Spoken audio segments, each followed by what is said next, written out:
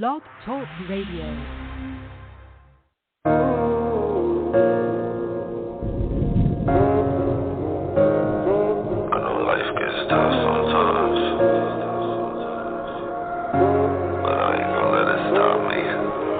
Let it out. Don't hold it in this better round.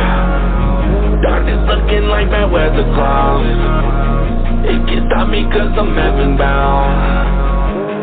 I feel better now. On the highway, Lord, I'm heaven bound. You stay with me in whichever route. They can block me but I'm never out. All of me, all for you. With everything you made me right, that's something to die for. On the highway doing heaven now.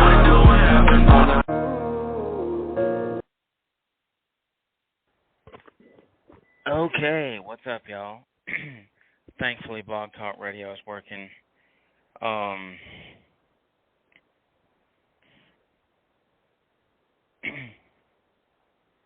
Let's see.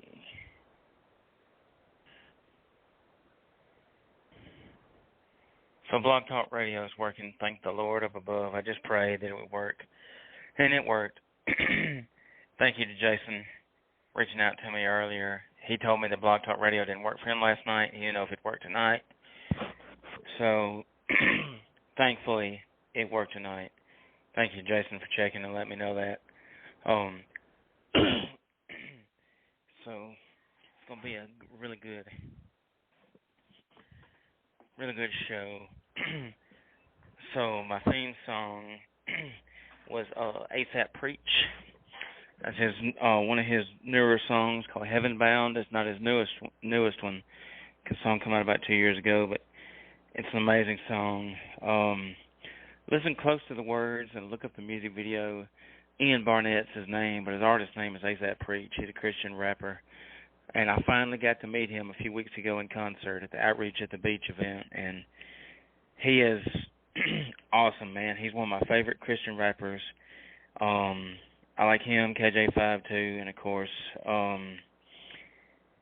Nikki Gracious, my top three. And then, of course, I love Rare Breed, Joe Nestor, Redeemed. There's so many more I can put in the list of rappers I really love and Christian rappers. And, of course, for those that don't know, I work with Quake Radio, which is a Christian radio station. It's Quake All I See Praise News, where music is therapy. Quake stands for King Without a Crown, every day with a K. And shout out to Jason Katz. I don't know if Jason's listening or not, but he's the owner of the radio station. And I'm the marketing director for the radio station. So if you're looking for some good Christian music to listen to, give us a listen. Go to quakeradio.com if you'd like to donate to help our station out. And so, and of course, as always, thank you to Jason McMillan with the 110 Nation Sports for giving me this podcast. Thank you, Chris Creighton with Race Chat Live and the voice of the House of Hook, Why Not Motorsports Park, for giving me this show. Thank you, Chris Creighton, for what he does. A really good friend of mine that I look up to. So thank you, Chris. And thank you to Robbie Johns with the Race Safer Fuel Arrestor. That's my buddy, man. Me and Robbie working together to promote fuel safety. And we're going to have fuel safety as number one. Actually, let me take that back. God's number one, then fuel safety, then racing, in that order. Me and Robbie like to put God first. Check us out online at racesaferfuelarrestorllc.com. And I would love to earn your business. It would be so awesome if one of you drivers or owners, team owners, whoever, would buy a fuel arrestor from me. It would really mean a lot. I would love to sell you a fuel arrestor. Don't be one of these dummies that just skips on safety and argues against safety, and that one of these guys is going to get hurt because they like to redneck rig stuff like the Gorilla Glue and duct tape. I'm as redneck can be, but I ain't going to do that to no race car. I ain't going to have no welds on my race car that looks like a 2-year-old went out there and welded. You know, you gotta be safe in a race car. Don't skip on safety. If it costs a little extra money, then so what? Save your money. Save your money. You want to be able to go home to your family and at the end of the day, safe. Because racing's dangerous. It can be dangerous, you know. So take safety serious. Don't be one of these people that just argue against safety. Well, I don't know about this. I don't know if this will work or that'll work. Man, quit arguing. Put safety first. You got to put safety first. You can have all the high horsepower and speed all you want to, but if you hit that wall at the racetrack or get in a bad wreck, whatever the case, then what did that speed and all that stuff give you? Nothing. That's why I choose safety over having the best engine. I choose safety over having the greatest shocks in the world. All that's secondary, because if you have a family to go home to, doesn't matter if you have wife and kids, you know, mom and dad, whoever, family, friends, you want to be able to go home and say, hey, you know, I made it home safely. So many times I've seen people skip on safety and they get hurt. And the ones who joke about safety are the ones that do get hurt. And it's like, well, you should listen. So with the fuel arrestor, I got to give a shout-out to Kyle Jinks, Front Wheel Drive Fridays. I was going to get him on the show tonight, but he's actually traveling to go race. But he's got a fuel arrestor on his car, and he races in the SCDRA Front Wheel Drive class. And so Kyle has a fuel arrestor on his car. And if you go to our Facebook at Race Safe for Fuel Arrestor, you will scroll down and you will see the video that I put together. Kyle Jinks did 2 live feeds, and because his internet crashed on one of them, he had to restart. But if you scroll through our videos on our page, you can actually see it on our Race Safe for Fuel Arrestor TikTok also. But Facebook's the best place to see it because TikTok doesn't let you do very long videos. So I took both videos and made them into one. And so Kyle Jinks bought a fuel arrestor from us and put it on his SCDRA front wheel drive car, and he races in North Carolina. And so he put it on his car and he shows what the fuel arrestor does. And he shows it on the live video and he explains it. And I love the way he explained it. Now, I'm a salesman. I'm fairly good at what I do. I ain't gonna say I'm the best salesman in the world. You know, I believe in my own ability to sell ice to Eskimos, but I ain't like, I can still learn some stuff. And Kyle taught me something. So on this video, Kyle taught how the fuel arrestor gives you time to get out of the race car, because it takes time to get unbuckled. It takes time to get your helmet off, all this and that. And the fuel arrestor is designed to keep your car and driver from catching fire in the event of an accident where your fuel cell gets ruptured. It's like anything in racing. It'll take damage. It's not 100% foolproof. But one thing I liked about Kyle is it's not designed to soak up all your race fuel. It's designed to soak up enough, and some still seep out, but it's designed to soak up enough to give you time to get out of the race car. Because I've seen so many fuel fires that we've documented on our Facebook, and check out our website too. But I've seen so many fuel fires. You can scroll through our Facebook, and it's just nothing but posts of fuel fires. Drivers catching fire, getting third-degree burns, getting sent to the hospital. What was it last year, the ARCA race? I think it was the ARCA race. I don't remember the driver's name, but he smacked the wall so hard, and fuel ignited, and he caught fire, and he was at Talladega, and he got Talladega Super Speedway, and he got sent to the hospital. I think it was Derek Lancaster. He got sent to the hospital with third-degree burns. Don't joke about fuel safety. We make one for the fuel cell, we make one for the fuel pump, and then we make the wrap that goes around your fuel line that goes all the way to the front of the race car, and we make one for your battery. So for those that race at Lakeside Speedway, they remember last year when Kevin Saucier's car, his factory stock, caught fire. And the reason why his car caught fire, he told me in the pits, because his battery exploded. That's dangerous.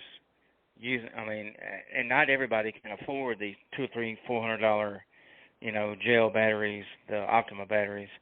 So we can make a fuel arrestor to fit around your battery to keep your battery from exploding, because you never know.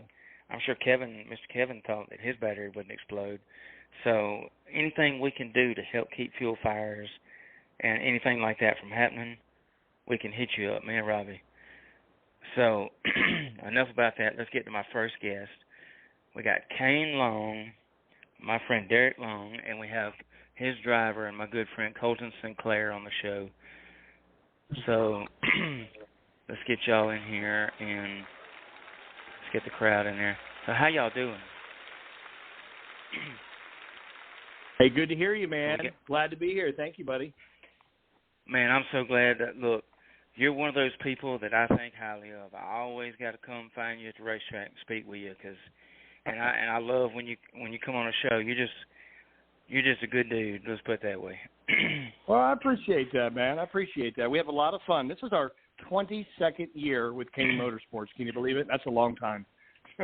Good night, man. You've been racing ever since Moby Dick was a sardine. That's right. That's right. That's good. You got some good singers, buddy. I love it. So we got Colton on the other end too. So I am super glad y'all called in. So talk about y'all's racing season, but also talk about your Kane's Warrior Kids Foundation.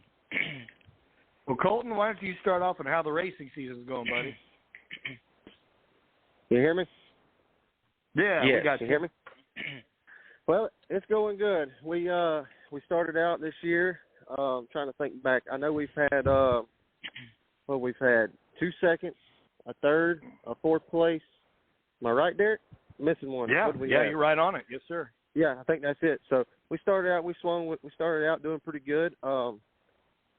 Been battling a little brake issue. Matter of fact, I was just in the shop. Me and Jamie have been working on the car, and I said, "Oh crap, I got to call in on this podcast." So I think we got that figured out, and hopefully we won't have no more issues. We'll be able to stay up front, you know. Awesome. That's awesome. So, where are you at in points?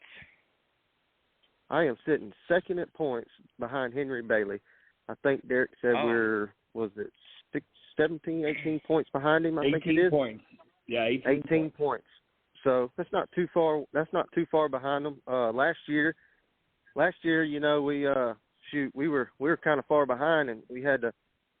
We caught back up pretty quick, and you know, Jared, I don't know if you know, but we lost last year by 1 point. 1 point, we lost the championship. So, man, that's I think this year we're trying real hard, doing the best we can, see if we can get us a championship. Derek's never had a championship on dirt. He's had one on asphalt, so I'm trying my best to get him one, get us all one, you know. Oh, look, you're gonna put the Millennium Falcon in victory lane, right? Huh? You're going to put the Millennium Falcon in victory lane, right? Oh, yeah. It's coming. Well, that's cool. Well, so who's going to be riding with you? Is Yoda going to be riding with you or Chewbacca? Yoda's in there. Ain't that right, Derek? Yeah, baby Yoda. Yeah, it's even better. The kids love it. I love it. That's baby Yoda. That's right. Look, and when you're in the car, all you got to do is look at baby Yoda and say, look, may the force be with you, and he's going to put a force field around the car. That's right. It means I guess that means you can use your bumper, Colton. There you go. Yeah. So look, here's a question for you. That bumper's been used quite a bit this season already. Yeah. So look, did you know this? Did you know that Chuck Norris played a role in the original Star Wars? Really? He was the Force. No. There you go. I knew Jared was going to come out with one of them Chuck Norris jokes. Man, and so tell us about the May the 4th race, how everybody, because I saw pictures on Facebook. I wasn't there, but people were flocking around your car. Tell us about that.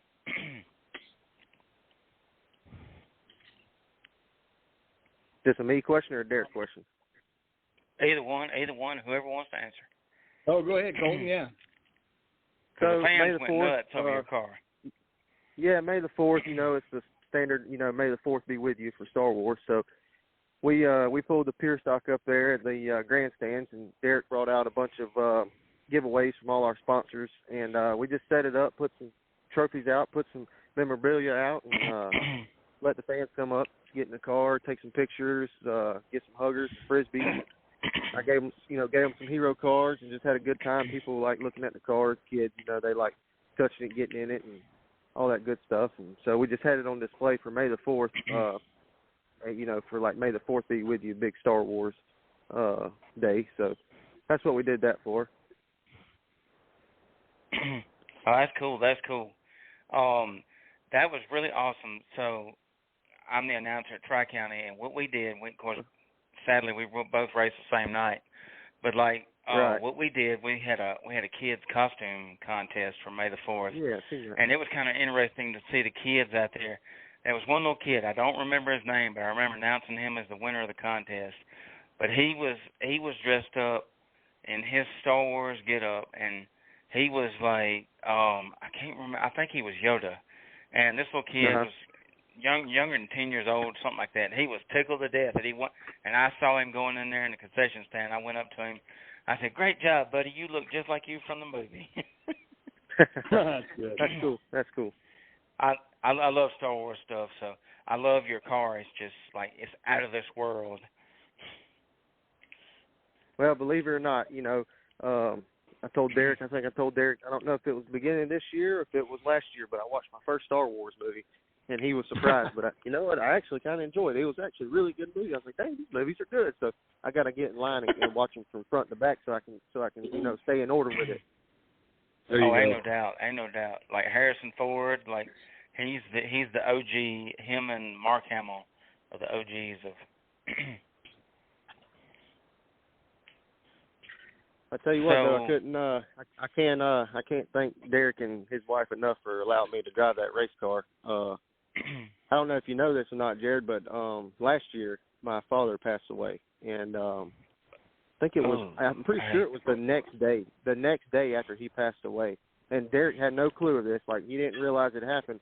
I got a call, asking, him telling me he had his knee injury and wanting to know if I would drive his car, and I was like, man, I was walking around in my dad's backyard just kind of reminiscing, just thinking, and I get a call from Derek, and I was like, wow, ain't that something? That's just, for being down, you get something to bring, something to help you back up and get back going again. And I was tickled pink when Derek asked me, and I was like, man, I got thinking about it.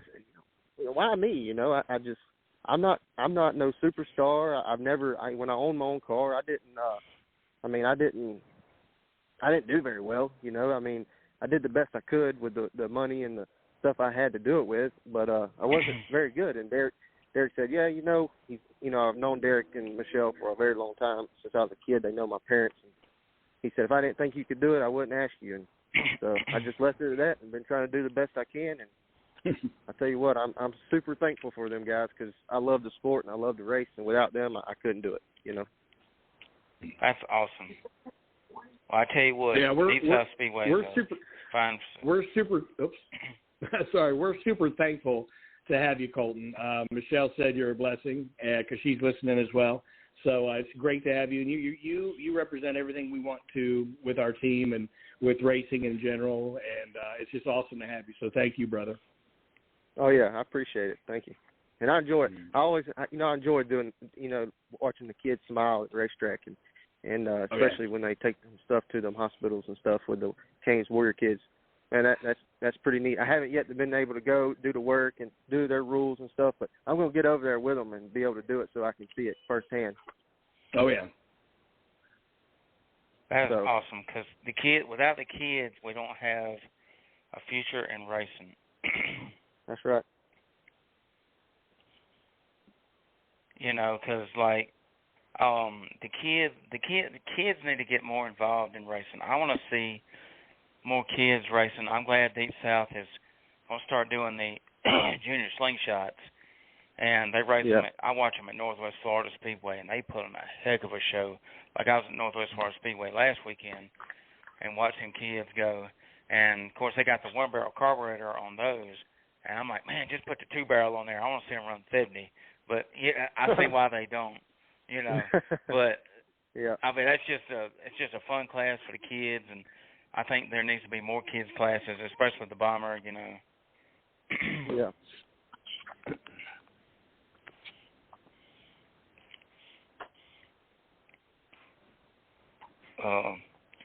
So y'all got how many more races are left in the season? I'm not real sure. I think I counted when they released the schedule. I think they counted 15. I think. So, but you never know. Sometimes I might add a few, or we probably at least got 10 or so left, I'd say. Awesome. That's cool. So one thing I do like is they're using my race pass now, and it's so much easier to find the points, keep up. And another thing, I don't know if y'all know this or not, but I'm a big social media guru, and I study all this stuff. And on my race pass, most of these drivers and racetracks don't know this, but each driver can update their personal profile on there with stats about themselves, the picture of their car. So if you next time you're on my race pass, look up Colton's name or your name, whoever's under, and you can look at it, and you can see and look at drivers that already have pictures on their profile. That's the ones that update it and know how to do it. So you just go through there and you can edit where you're from, put your picture of your car, put your info, and then when you click that, it also shows your stats for the season, like where you finished what and whatnot. So that's cool. That's great. I love that. And so it's just something free that helps drivers out.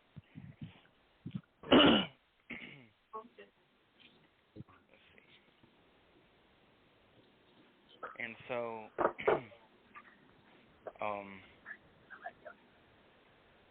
so do y'all have?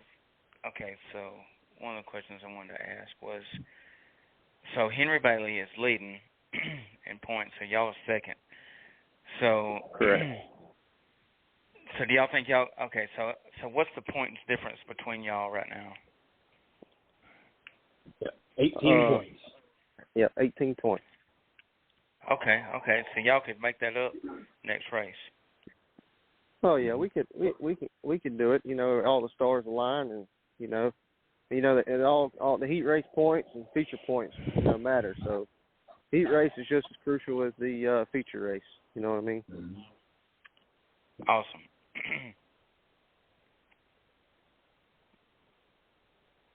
All right, so.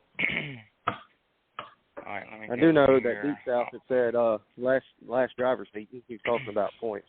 Deep South had mentioned in the drivers meeting, they said that because, all the tracks have been, everybody's schedules have kind of been mixed up, but it all gets straightened out towards the end of the season. It always does. Everybody gets separated. But the past couple of races, everybody's been on top of each other. It just happens like that sometimes. But they said if we got five or less cars, or 6 or less cars, or something like that.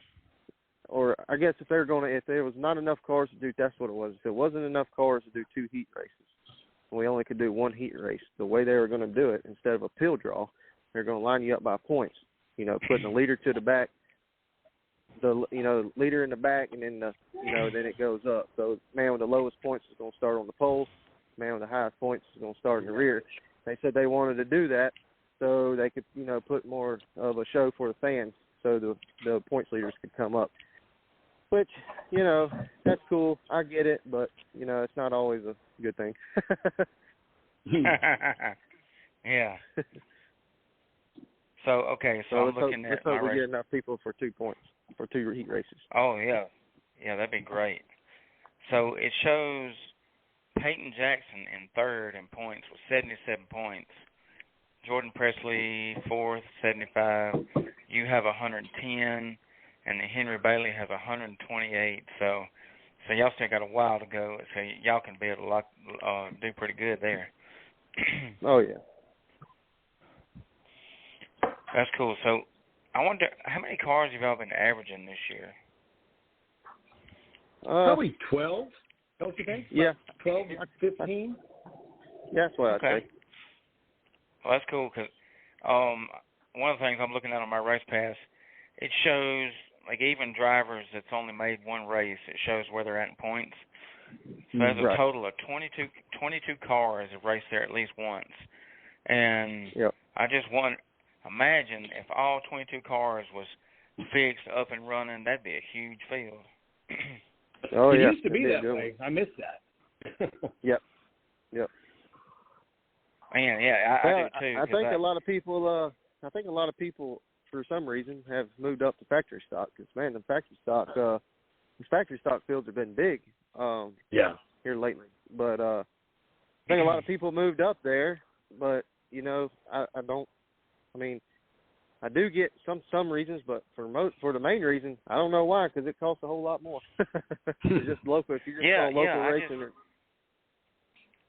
I've always wondered why factory stock was like it's just so much cheaper for a pure stock, in my opinion. But somebody say, well, the horsepower and you can do more to a factory stock. But I mean, horsepower. Well, again, it ain't everything. For the people that like to travel and chase the big paychecks. You know, they got big factory stock races versus pure stock.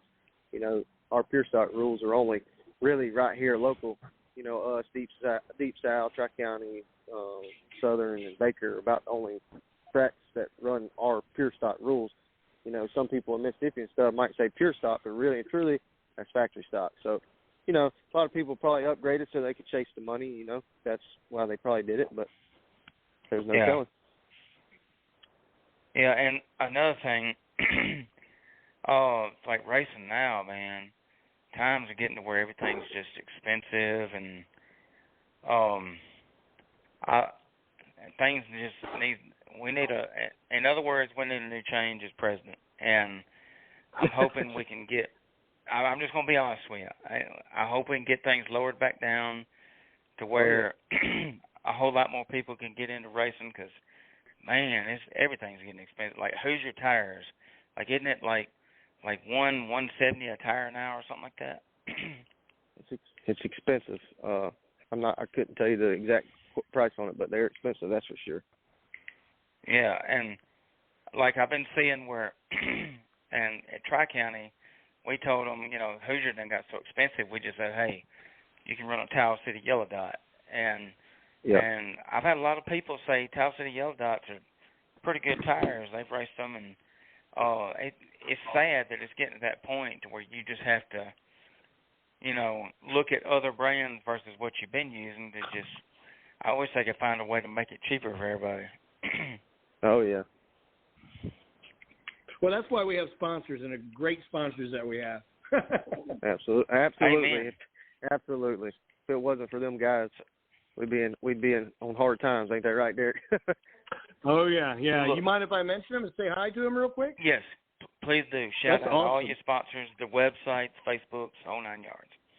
Oh, that's awesome. Well, we got to start off with BA Motorsports. Frank Griffith, and he just went through 2 back surgeries. He's been with us for about 12 to 13 years, and he's one of our main title sponsors. So super glad to have him. He used to run sprint cars and back at LA Raceway, so he ran those, and it's really cool to see some of those photos. Also, thanks to Pull Apart, and brand new this year, we've got Straight Up Tree Service LLC, Floor and Decor at Tile, Wood, and Stone. That's off of Airport and Schillinger Road. Roadkill Cafe in Alberta, Alabama, United Plumbing Services, K1 Race Gear, and then Kane's Warrior Kit. Awesome. That is cool. And is, I guess, Spring Hill Toyota, didn't they say them? They are still with us, Spring Hill Toyota. I forgot to mention them. How could I do that? They're all over the car. But, yeah, of course, Spring Hill Toyota. And we're actually, this is our final year with us. We've had a great 4 or 5 years with them, so we're looking to replace them with another sponsor down the road. Okay. Well, everybody needs to go to Spring Hill Toyota and tell them Kane sent you. And the Millennium Falcon's fast, like them Toyotas, they got on a lot, right?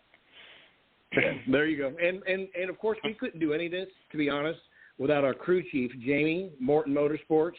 This guy has been able to take this car and do things that we didn't know we could on such an older car. And it's really neat to watch the car and then Colton, the way they're starting to become one, to be honest, because it's really neat. He's getting so much better in the turns and getting faster, and he's got great lines. And I didn't know how it would be being not a driver and just being an owner, but I'm having just as much enjoyment watching him drive as if I was in the seat. So it's really great. That's awesome. So another thing I want to bring up, because I always have to talk about God on my show, because without God we got nothing. So that's right. Tell everybody about your awesome ministry you're helping with Celebrate Recovery and what you do with your church.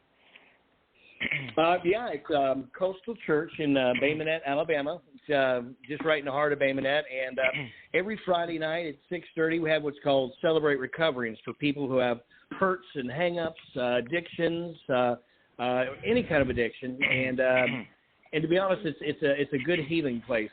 And we have worship music. Then we have a little service, just kind of go through some of the steps. We usually have somebody that will do a testimony, which tomorrow, actually. Tomorrow night I'll be giving my testimony. First time since, it's probably been over 20 years. I did it at a Ken Davis concert in Mobile in front of 2,000 people. So it was really cool the last time I did. Wow. And things have changed, but it's still going to be just as very passionate. So I'm really excited about that. But it's great because we have great breakout groups with the men and women. It's we're there till about maybe 8:15, so it's not that long. We feed them. We've got child care. So again, really, just if you anxiety, depression, or just need a little Lord in your life, this is the way to go. All right. That is awesome. I hope people get spirit-filled tomorrow night. I hope they hear Jesus. I hope they run into the altar and say, Jesus, I need you. That's what I want to see. No, I appreciate that. I bet you it'll happen. That's great. And from what I can tell, like, you can play drums backwards blindfolded from what I can tell. Yeah, I'm on the worship band. I do enjoy that. I've been playing since I'm 5, and I'm into the 50s now, so I've been playing a while. Oh, well, look, if I ever see you playing the drums backwards blindfolded, I'm buying you a steak dinner and shaking your hand. Hey, there you go. Now I got to put that up on video. I want that steak. Yes, you got. I just caught that. Yeah, that's funny. But you got to have video proof, or else nobody's gonna believe it. Then we can show it on video, that's right. Believe it or not. There you go. So okay, and one more thing. So talk about Kane's Warrior Kids. What you do with that? That's been an amazing worship thing, or not worship. I'm sorry, ministry that we have. It's our 14th year with Kane's Warrior Kids. My wife and I started a nonprofit, and really to help local kids that are fighting cancer, and it's actually gone nationwide. We've been able to help so many kids. Really, our main focus is with the USA Women's and Children's Hospital. At Easter, we took almost 350 Easter baskets, and this was the first time since COVID hit that we were able to actually go up and see the children, and that was so amazing. I had my driver's suit on, and this is my favorite part. I've got a helmet with probably 200 signatures on it. It's an old helmet I used to use. And I go in, and I go to the children. I say, hey, listen, I'm not a very good race car driver. Can you autograph this for me for good luck? And you should see the smiles on their face. It is so amazing. So it was great to do that. And then at Christmas, this was our biggest Christmas where we took over $18,000 worth of toys. So, again, there's so many people that helps. We've had 18 businesses that were with us this year as well. So biggest toy drive we ever had for the hospital. Wow, that is awesome. Y'all do a good thing, and I love it when y'all do the toy drive and stuff. And if you ever need any kind of advertising or anything with that, you let me know. You can come on the show and you can talk about your kids' toy drive and stuff. I encourage everybody to help. And where can they donate to help Kane's Warrior Kids? Your Facebook or? Yeah, just go to Facebook. It's Kane's Warrior Kids. It's Kane's Warrior Kids Official. So the word official afterwards, and you'll see a lot of posts that we've got from the holidays and from Easter with some pictures with us and some of the kids. That's awesome. That's awesome. Anybody you want to shout out and thank, Colton? No. Derek already pretty much our sponsors and Jamie, and that's the whole team. That's about it right there. Shout out to my wife for putting up with me and letting me do what I love. Oh, heck yeah, it's a good thing you don't want to get in the doghouse for her, so. Oh, that's right. Well, look, y'all got anything else y'all want to say before we get you off the? Nah, we're super thankful for the opportunity to come in on the show. Colton, I know you're working on the car. Thank you, and Jamie, and we'll see you at the track, guys. All right, well, we'll see y'all later. Thank y'all for calling in. All right, Jared. Later. All right, y'all, so that was, let's do the cheers. That was Derek Long and Colton Sinclair. All right, so now I'm waiting on my next guest. All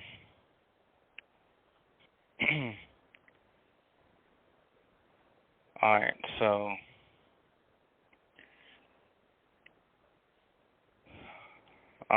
so I'm waiting on my next guest, and my next guest is, I'm going to make sure he knows that I'm already live.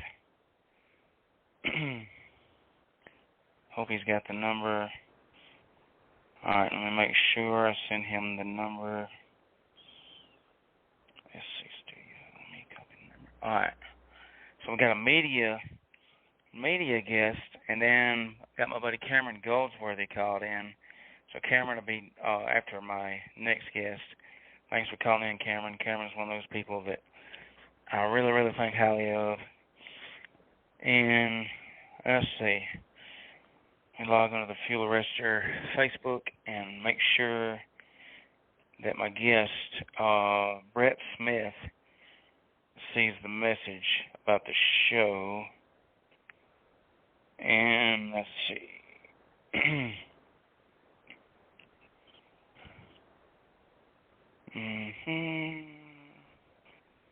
Well, I gotta send him a message.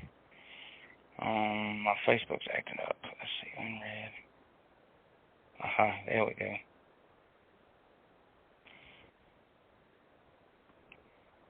Oh. Make sure. Alright. Thank you, Derek and Colton Sinclair, for calling in. Alright, so here is, I'm waiting on my next guest. I'm sending him a message to make sure he knows.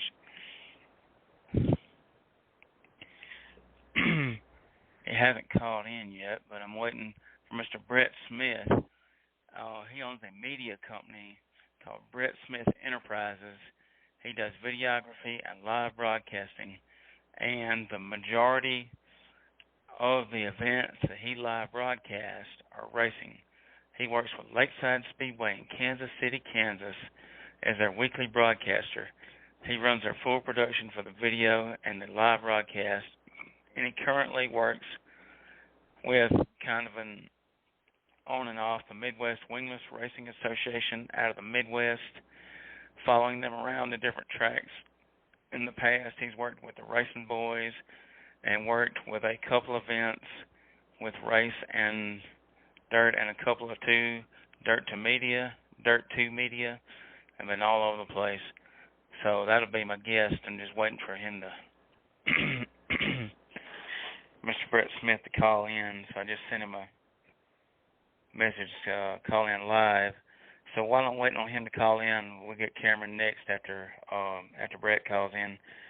So this weekend, if we don't get rained out at Tri-County Speedway, and I'm hoping and praying we don't get rained out because we got a big race this weekend. And, well, the weather's not looking good, but they hadn't called it yet. So I'm hoping and praying we're going to get the race. But let me go to Tri-County Speedway's Facebook. And so,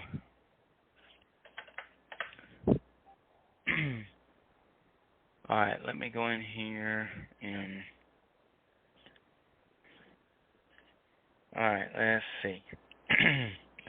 I'm going to read y'all about our upcoming races this weekend, and it's going to be a blast, y'all. I'm super, super excited. All right, let me scroll down. Got some really cool trophies. Those are awesome. All right, so this is the Real Hot Dogs of Racing is the name of this race. So I'm going to read this. So this is, okay, let me go to the original post of May the 9th. Let's see. Make sure my guest didn't call it in.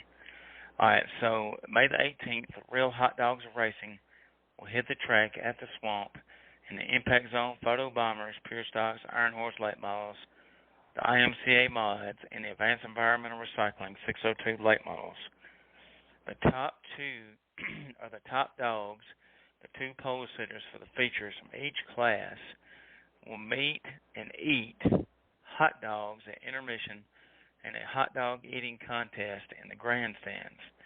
Each class's two pole sitters will eat as many hot dogs as they can in 2 minutes. The total between the two racers representing their class will be added up as one total count. Payout for the hot dog eating contest for the features is as follows. First place, $1,000 to win feature, and the two pole sitters will also get the championship ring. Second place class, $800, third, $600, fourth, $500, fifth, $400.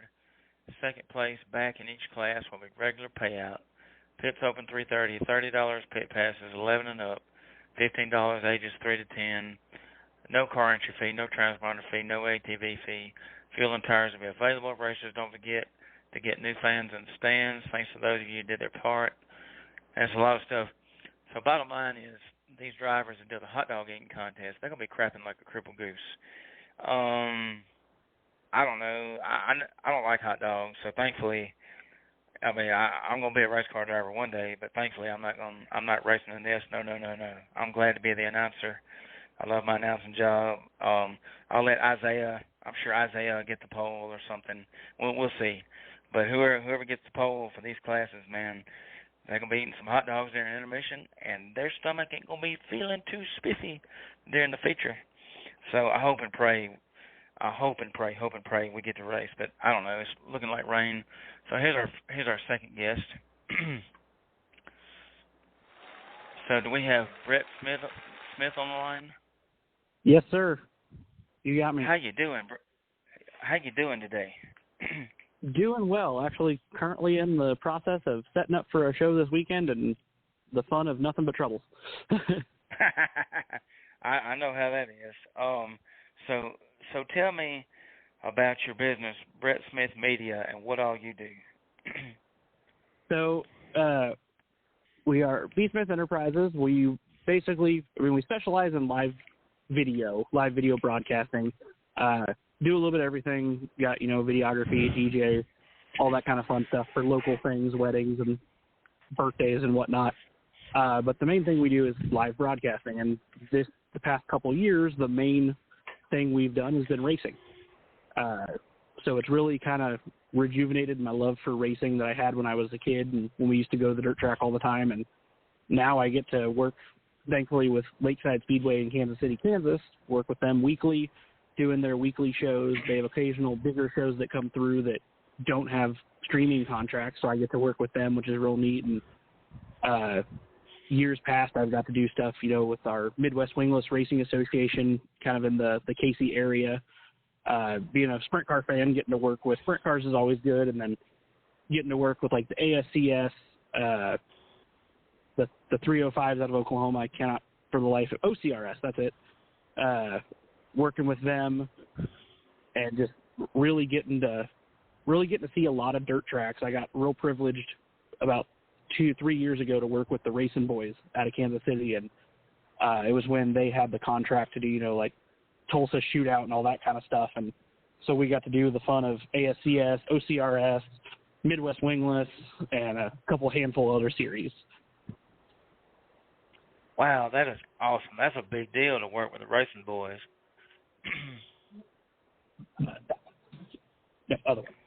Yeah, Kirk and Scott have been nothing but amazing to work with. Just super nice guys, and then also they jump in periodically and help me out at Lakeside, so it's been a good time. That's great.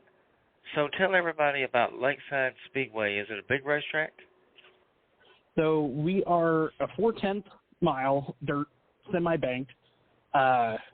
Back in the 60s, when the track first opened, we were pavement, and it was a pavement track up until I believe, 2003 or 2005. And wow. they decided to go dirt. And, of course, you know, like every small racetrack, it's kind of changed hands periodically. And now with our newest owner that has been here at least my whole tenure, he's been here in a few years before that. He was one that was actually a racer that raced on the pavement, and the original Lakeside back from the 50s before they moved to where they are currently. And so we get that. We always have, like, you know, World of Outlaws always roll through. We were lucky enough to have the highest payout high limit series their first year. They had a $50,000 to win. We were the first track to get that, which that was real super cool.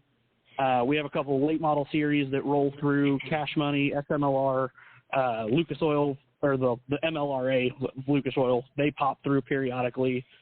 So it's like this year we've added, like, you know, monster truck shows on the weekends. We've had flat track racing.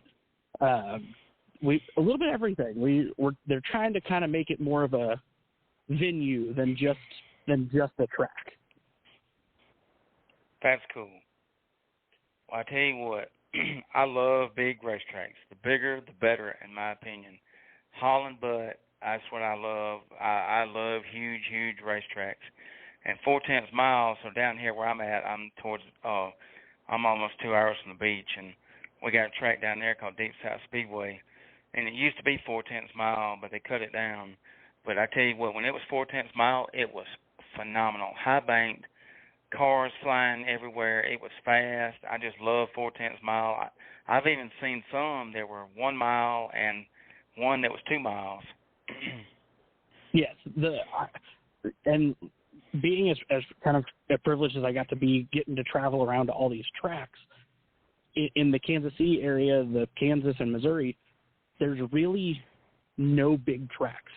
Everywhere is a 3/8 at the biggest, or, you know, quarter mile, a little between a quarter and a 3/8, and there's just no big track. So we are the big track of the Midwest. Granted, we're not too far from Indiana, so we have the mile.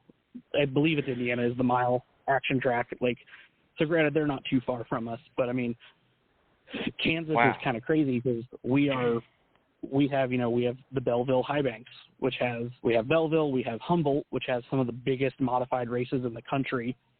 I mean, 81 is part of Humboldt, so they see a lot of USMTS stuff.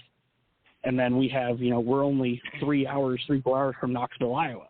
So we're in such a unique place, especially being Kansas City, that we're in such a unique place. We have so many tracks around us, but they're all thriving for the most part, which to me is even better because I hate seeing, like, I'm from Topeka. Topeka is where I'm born and raised and currently live.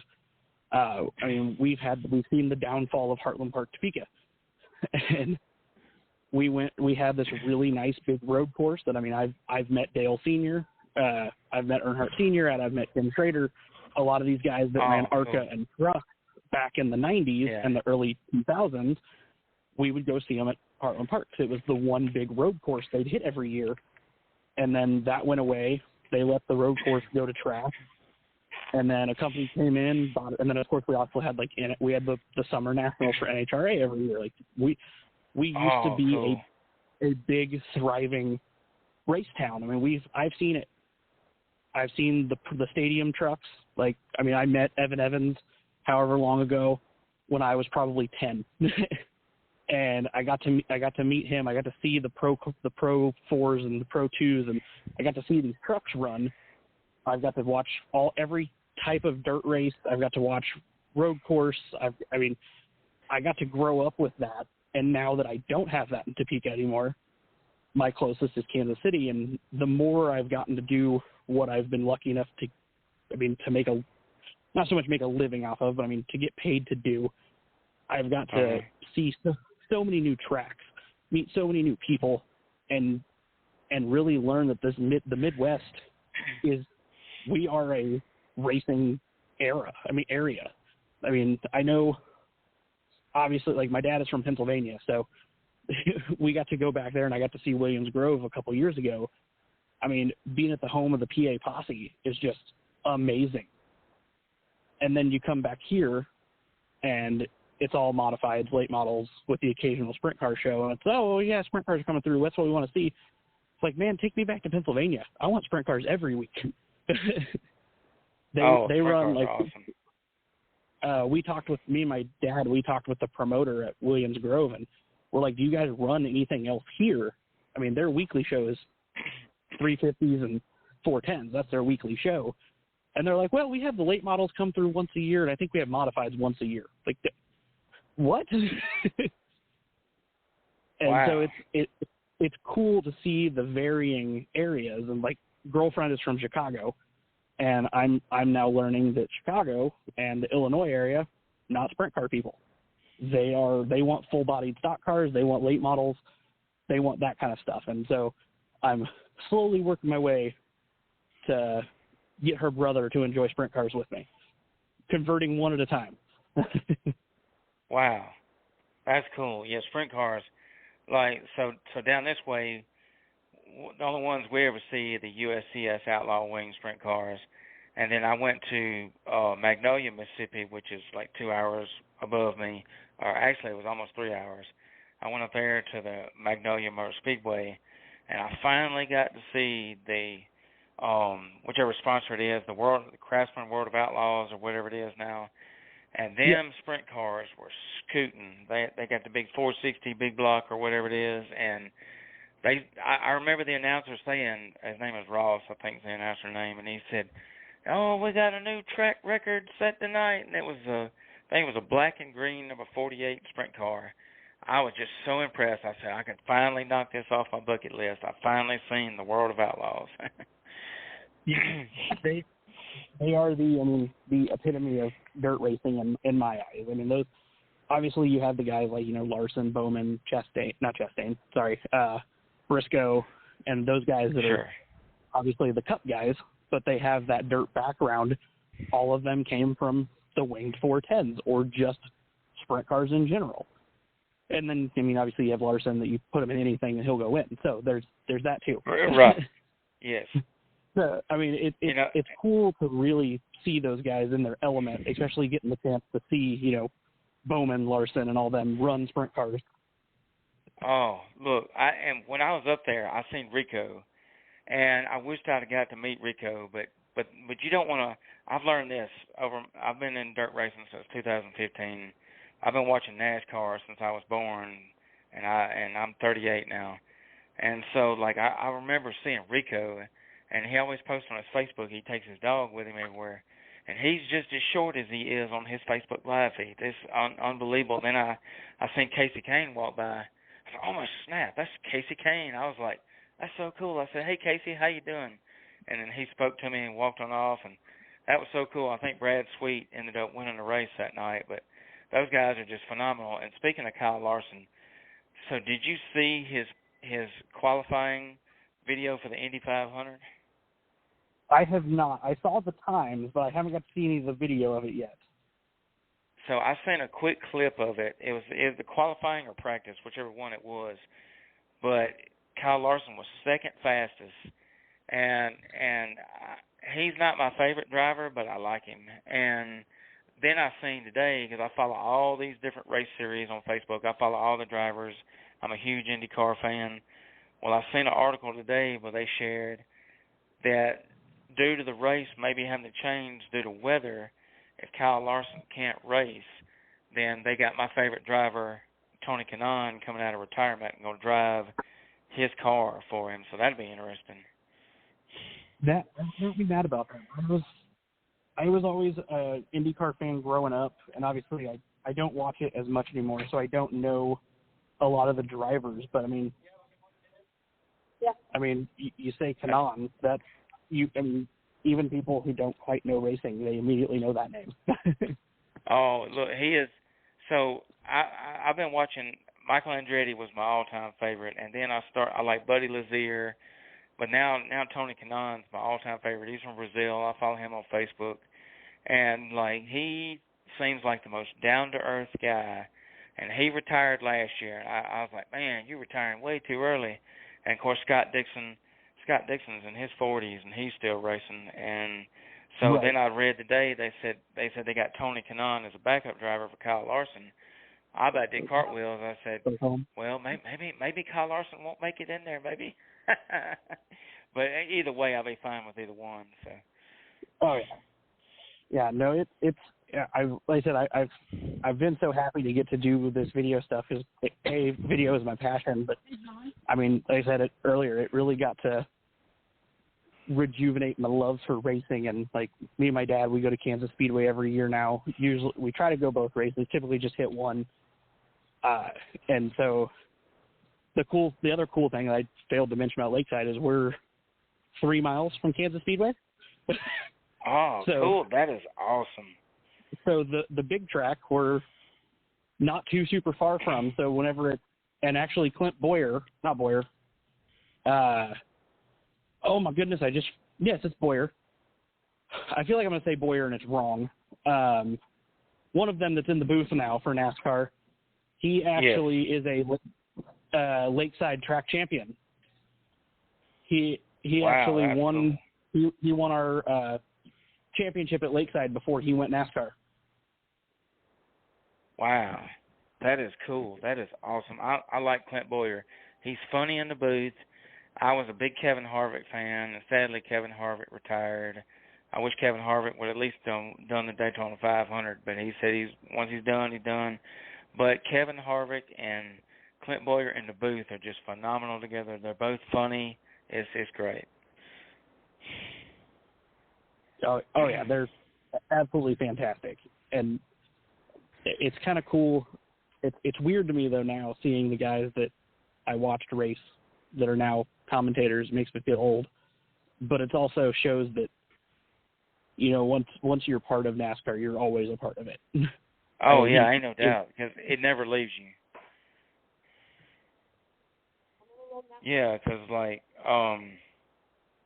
so have you ever been to Kansas Speedway for a race? I'm sure you have. Yes, I've been there for a handful. We went, I want to say, the very first year it was there. So we got to actually go the inaugural year, and we actually just went to the race 2 weeks ago. Oh, that's awesome. That's awesome. I've been to Talladega Super Speedway, and I've been to a lot of dirt tracks. I've been to the Hornet's Nest, Talladega short track, and the dirt track's not even a few hundred yards away from the big racetrack, which is cool. Yeah. But I've been to the big racetrack 6 times. The first time was a Busch Series race, and I remember one of my favorites, Joe Nemechek, won in the Burger King car, the '87 Burger King car for the Busch Series race, and then the rest of the races I was there for the Cup Series. And last time I went was 2015. My all-time favorite was Michael Waltrip, and I thought it was so cool. Like I had tickets for my birthday, and me and my friend Miss Tracy, we sat so close to the racetrack that I was covered in black rubber by the end of the race. I said, man, it's like going to a dirt track and getting dirt all over you, and now I'm getting rubber. Exactly. And one of the coolest places, if you ever get a chance to make it, up north, Toledo, Ohio has, oh man, I want to say it's maybe a 3/8 mile oval. It's small, but it's a pavement oval that they do. I mean, they run everything. They do school bus races. They do figure 8, and it is the coolest thing. And if you've never got a chance to see them, they have I can't remember the name of them. I think I was 13 when we went, so it's been a while. But they were like super modifieds with winged. So they were winged super modified, but they adjusted. Their wings would adjust. So they hit the straightaway, they'd come up to get them more aerodynamic. They hit the corner, they'd drop. And it is the coolest thing to see. Wow, that is so cool. I bet that was awesome to see. That is, like I said, it's been so long since we went, but I mean, I can tell you everything. I can still tell you how you were talking about hot dogs earlier, and guys eating hot dogs during the feature or before the feature. Hey, I'm a big hot dog fan, so that got me excited. But I mean, it's one of those things like Toledo stuck in my head so well that I mean, I can still tell you that we got hot dog nachos. Like, I mean, I can tell you who we were with, where we sat, everything. I mean, it's such a cool facility, and it was built such a memory for me. And it's one thing that I will not forget. And the fact they were just such different cars, especially growing up, not getting to really see stuff like that because we didn't have a paved short track. It was something out of this world. That is cool. I've been to a few asphalt tracks as far as small. I've been to Mobile International Speedway, which is it's over a mile long, and then I've been to Pensacola to Five Flags Speedway. And Five Flags is where they do the big famous snowball derby every year. I've been to there, and even though I go to dirt track races every weekend, I work for a dirt track, I still love my asphalt. I've never been to a drag race. I love watching drag racing on TV, especially NHRA. But anything, if you want to race a lawnmower, I've actually seen racing lawnmowers. That is radar for redneck. I'll watch that. I don't care. Oh yeah, we. While I'm actually here setting up, I get to remember the year. So we do. Me and a group of friends, we work for the local arena, and we do derbies every day. We have big Blizzard Bash was the big derby every year. And I remember it may have been my second or third year doing it, and they actually had a lawnmower demo derby. Great in theory, not great in practice. And we will just say that has never ran again. It was a one and done, and I'm 100% sure I know why. Wow, so you ever seen the TV show Lucas Oil on the Edge? Yes. So I've watched it over the years a lot, and they'd show everything from figure eight train racing to boat racing with the trucks pulling the boats and the figure eights and stuff. But I've never heard of lawnmower demolition derby. That just sounds like a big disaster. Oh yes, it was absolute chaos. I thankfully was not working the night that took place, as much as I wanted to see it, because I can only imagine the chaos that ensued. And I mean, if you ever get a chance, you can look at Blizzard Bash's voted the world's best indoor demo derby, and we get to be Blizzard Bash. I get to be part of the production team for it every year, and it's so much fun. But yeah, their lawnmower derby takes the cake for the craziest thing we've seen. Wow, that is awesome. Excuse me. Yeah, that does sound like a lot went into that. Oh yeah, it is. It's cool to say we were a part of it. Hey, I will be the first to say I'm not a demo derby fan, but man, is it interesting and cool to see a lot of the ingenuity that goes into those things. Yeah, because I'm not gonna lie to you, I don't like seeing cars destroyed, because when I just see cars get bent up at a racetrack, I'm like, dang, that car used to be so nice, I would probably still go, but I just don't like seeing cars get destroyed. But I'll still watch it though. Oh yeah, it is definitely a world of its own, and I definitely recommend it to people, because I know people watch racing for the race. Like that's the thing people like, and I always tell people, like, a demo derby is the part that everybody wants. You want to see the wreckage and the chaos. Well, that's what you get to see for 2 straight hours, and As much as I'm not a fan of it. Like one of the things I don't like here, and people say, well, I just go to the dirt track to watch the wrecks. I go to see who's gonna wreck. Like, man, that's messed up, man. That's stupid. I don't like it when people say that. That's just so stupid. So, well, if you want to go, if you enjoy seeing people wreck, then Demo Derby, that's the place to do it, because then it's legal. Correct. Well, and to me, it's one of those things, too. Like, I actually had a good friend who learned this the hard way. He went to a dirt track for one of the first times ever, and they had a rollover right in front of him. And, of course, he was all excited, like, oh, yeah, this is what everybody comes for. Like, he was all pumped up, and his friends that were with him just grabbed him, and they're like, stop. They're like, that's not what we do here. They're like, because these guys are like, if you're going to cheer, you might be sitting next to that guy's wife, or you might be sitting next to his neighbor, and these guys aren't making 80, 90, 100,000 to race. These guys are doing it for a hobby. Anything that he just tore up, that is 100% out of his pocket. And exactly. it kind of humbled him real quick, because he's like, oh, I didn't think about that. So I always try to remind myself, like, yes, of course, the wrecks are cool and exciting, and don't get me wrong, I put them in every replay video I do.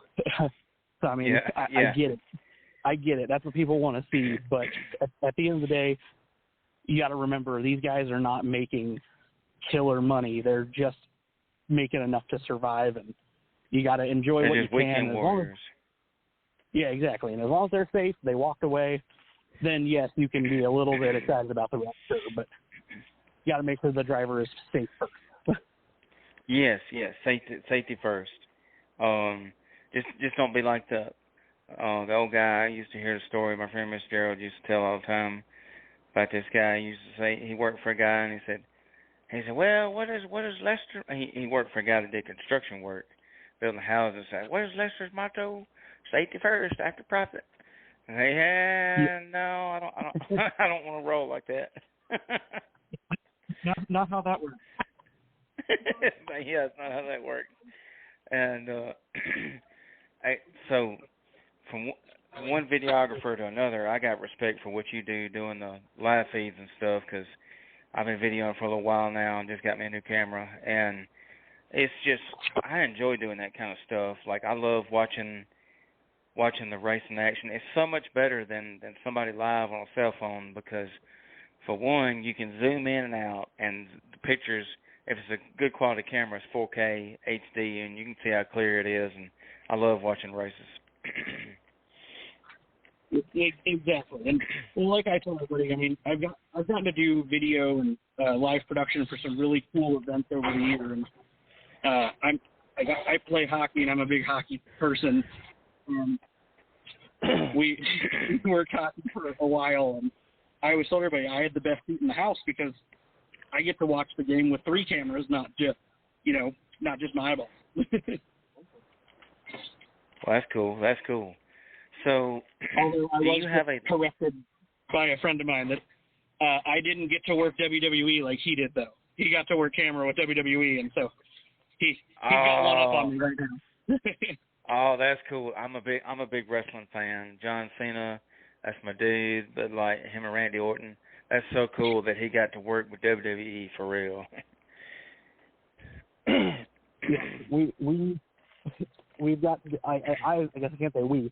I have not gotten to. Granted, I work with Pro Wrestling Independent in Kansas City that I work with. I do their videography for them. So it's the closest I get for right now. Hey, that's cool. And so where can they find all your videos for the wrestling plus your racing? Do you have a like page for your media? So everything is through my Beastman's Enterprises Facebook page. Majority of videos are there. There is a handful that are not, but 98% of them are on there. Or if you search me on YouTube, Beastman's Enterprises, it'll pop up, and there's a YouTube one that has a little bit of everything. So it's kind of my portfolio in the same. So you'll see like wedding videos, hockey videos, whole bunch of craziness that doesn't exactly match the racing side of me. Okay. Well, that's cool. That's awesome. So, do you have a website? So I do not have one for myself. Everything. So I am, with my broadcasting, I am a Speed Sport affiliate. So I work directly with, no, I don't want to say directly. That's not a good way to word it. I am part of the Speed Sport family. So, like, Okay. Lakeside Speedway is also simulcast to Speed Sport. Okay. And, like, in any series I do that's not anything that is racing related, it all goes to Speed Sport as well. So you can, on the Speed Sport app, you can find Lakeside, you can find my wingless guys when I work with them, and all that kind of stuff. Oh, awesome. Okay. I love the non-wing sprint cars. They're awesome. Yes, they are a beast. Well, I tell you what. So my buddy Robbie Johns, that owns the Race Safer Fuel Arrestor, I've been working with him for a little while now, and he started a racing series, and I wish it was still going around here. And there's various reasons why it's not. But anyways, he started a sprint car series called the Low Buck Sprint Cars, and his dad raced sprint cars in the 70s, and then Robbie got into racing in the late 80s. I think it's 87 when he got started racing. So he's one of those, he could build a car backwards blindfolded. And so he decided, he said, hey, we want to come up with a sprint car series for the Florida Panhandle and South Alabama, and it'd be the cheapest sprint car you can get into, but it would be non-wing. Well, he got him an older car, and I can't remember the builder's name. It was some special builder's name. And the guy, apparently when he told me the guy's name, he said, when this guy built cars, these sprint car chassis, cages, he said, you knew there was a top quality car if it had his name on it.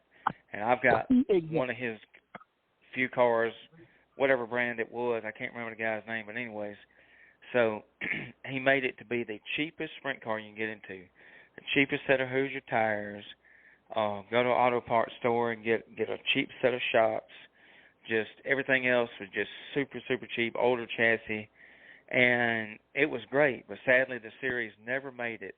I wish it would have made it because I was the photographer for the series, and I just love seeing a class like that boom because it was just cheap. And what's people wants to complicate these racing series, and he made it to where it's just a one-page set of rules, and the engines you could run a built open motor. His was like a Chevrolet 350 that was bored to a 360, or you could run a 602 or a 604, and then he also wanted it to have where you could run the, I guess it was the 5.7 Chevrolet LS or whatever they put in the pickup trucks, and they were just super simple. Anybody could do it, and I don't know what. So what are y'all's sprint cars up there? What do y'all run? So we run the 305 IMCA Race Saver. Well, they're not IMCA sanctioned anymore, but it's the Race Saver Sprint Series. So they're a 305. They are our bi-weekly. They don't run weekly with us, but they alternate with our Sport Compact, which to me, obviously, I'd rather knock the Sport Compacts off, but I don't make those calls, unfortunately. Yeah. But no, they're 305s. There was a lot of hesitation with them coming in as 305s because we are a big track, and everybody's like, well, the 305s aren't going to do. They're not going to be a good show. They're not going to run any faster than your pure stocks and blah blah blah. Well, people saw them. They ran their first weekend, and they were about 3 seconds faster than our stock cars. Not even our pure stocks. They were faster than our stock cars. Because you got the big old wing. They're hooked up, and we had a good heavy track that every sprint car driver dreams of. So it was great. We had a field. I think we had 18. So for our first weekly show, we had 18 sprints, which in my book is good. We had, and it was good. It was a real good show. I'm excited because they're running tomorrow night as well for their second show, and I'm biased because of Sprint Car Guide, but they put on a heck of a show for being 305s on a big track. That's awesome because big tracks are always my favorite, and like one of the things I get people that want to cry about big tracks, it's a motor eater. Change the size. No, big tracks are made to go fast. If you're scared to go fast, stay at home. Big tracks, you're supposed to change your gear. No wonder why you blowing motors, because you don't know how to change your gear in your race car. It's not rocket science.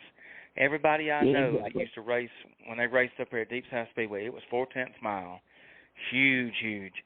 And everybody started crying and saying, oh, it's a motor eater. It's killing motors. Well, they changed the size because they got tired of people crying.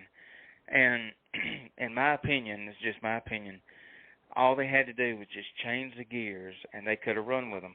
Sure, it's not easy to change your gears. I get that. And especially if you don't run like a 9-inch or something or a quick change rear end where it's easy to change. But I still, if you change your gears, it's good to be on a big track, and it's fast. And I see nothing wrong with a 4/10 mile or bigger racetrack. Me too. I'm Bristol is my bucket track, is my bucket list track. So this is as close as I can get to it for now, and not mad about it at all. That's awesome.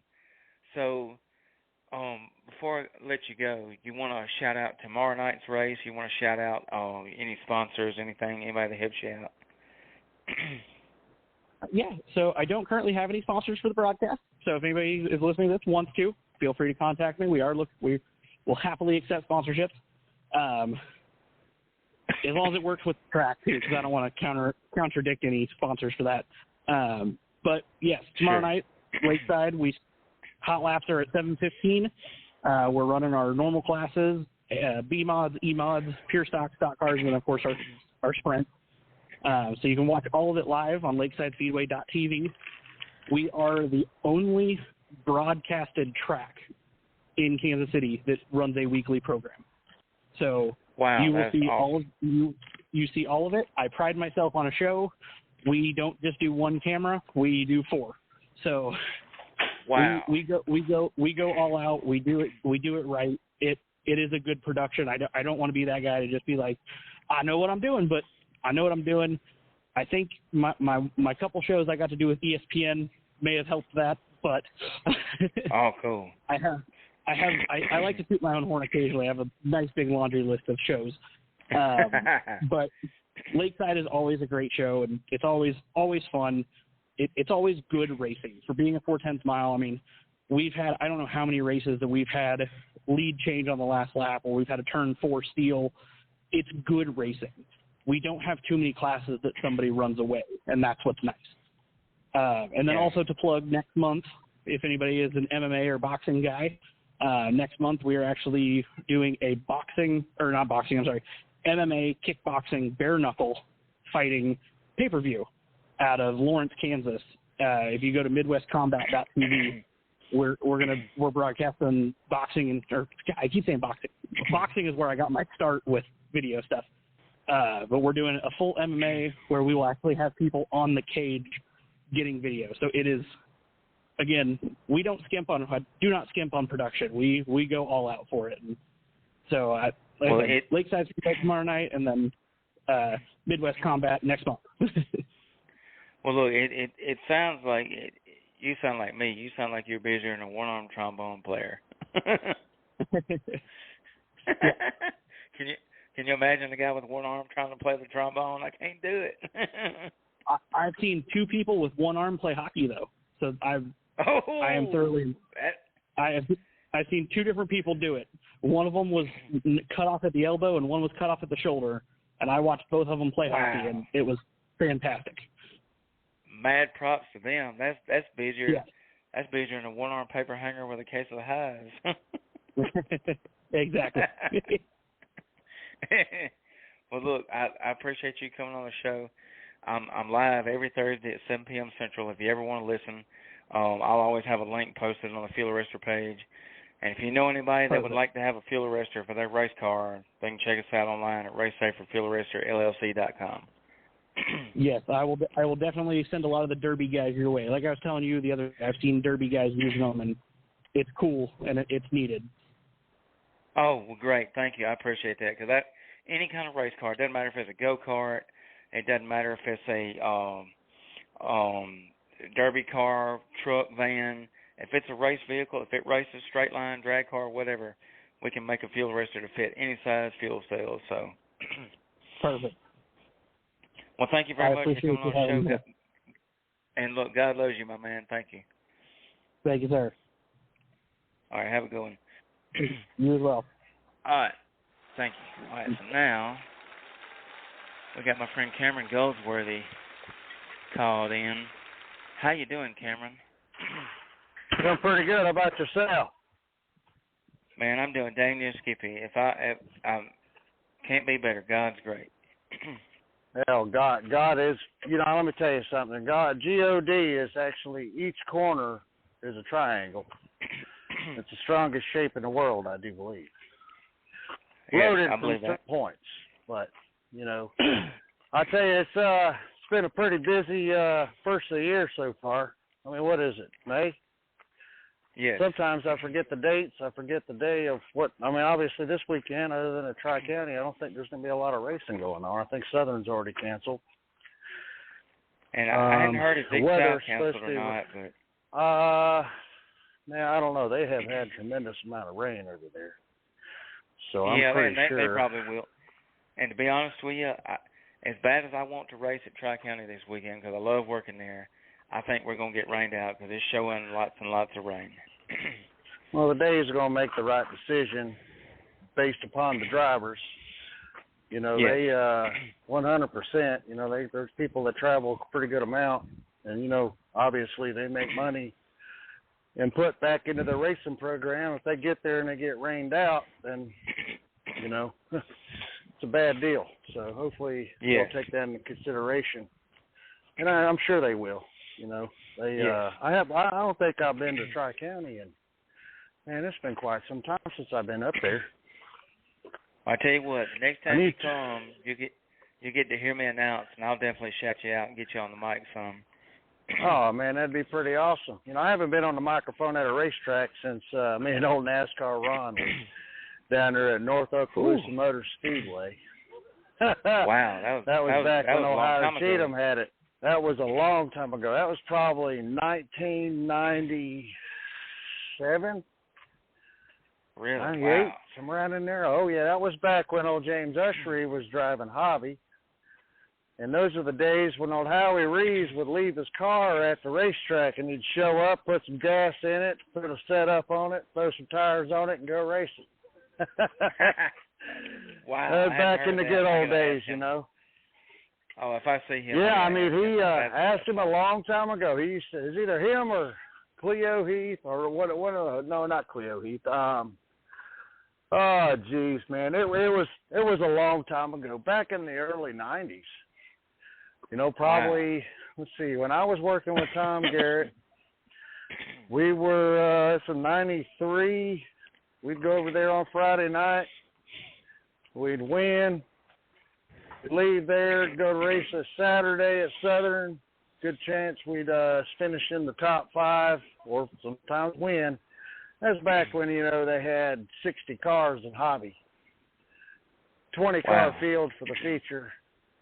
21 if somebody decided to win their consi, or 22, win their consi, forfeit their money, and then go and race in the feature. And that's...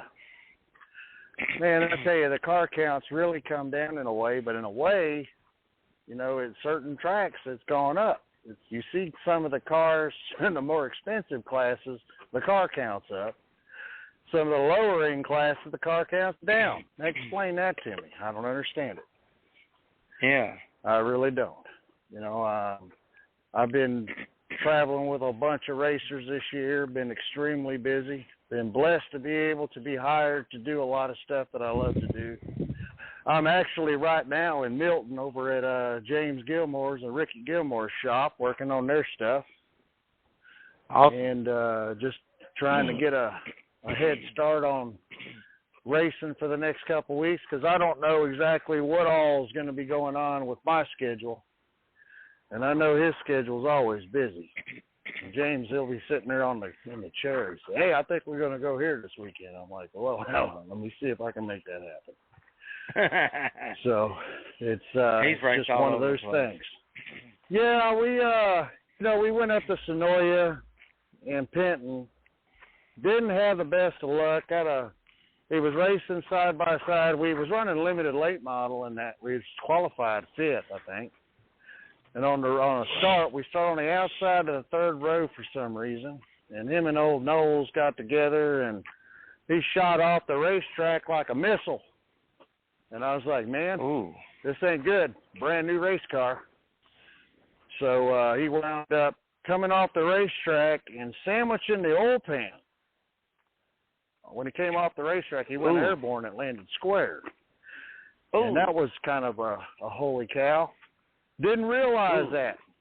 So we get the car back together. We're at Clint Smith's shop. Get the car back together. And all of a sudden we get to the racetrack, this thing's smoking again. We still couldn't figure out what was going on.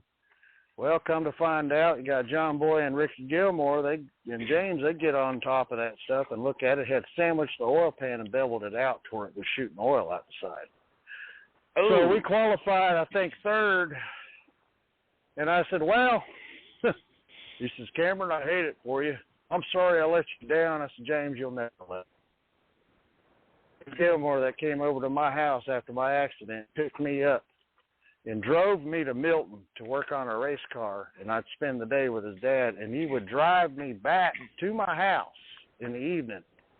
And he did that 3 or 4 times a week for about, I don't know, close to about 3 or 4 months. And, you know, if it wasn't for people being in my corner when I had my accident, I would not be in the position I am in now. Number one, God, for not allowing me to leave, so. Amen. That's look, been a blessing. So do this. So your story is phenomenal. So for those that haven't heard your testimony of how awesome God is, tell your testimony about what happened. Well, you know, Jared, you and I have had a lot of conversations, and you know, some of them been very deep. And where our relationship got really tight is how much you appreciated, you know, what I do, and it really means a lot. And I want to thank you, number one. Being on your show, it really means a lot for somebody to ask me to be on it. But to get to my story, August 3rd, 2002, I was at Southern Raceway, and I was struck in the head with a tire doing about 100 miles an hour. It was a narrow Tile City retread beadlock that came off of Jim Martin's car. It came off the racer. We had stock lug nuts, which pulled through the 5 or hole in the wheel. Went down the backstretch, flew up in the head about 100 miles an hour. Ooh. Well, Jeff Smith was an EMT paramedic for Choctaw Beach at that time.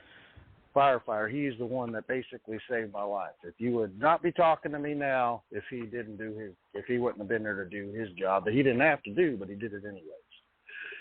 So they life-flighted me from the racetrack to the hospital. Going over the Escambia River Bridge on the way in life flight, my heart stopped beating and I stopped breathing.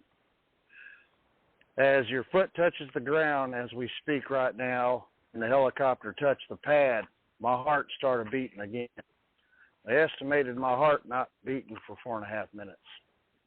Woo. And they put me in a drug-induced coma for a little over 8 days. And I was in a hospital for a little over a month. Lost my memory for about 3 years. And they come up to me and asked me questions, and I had no clue who they were.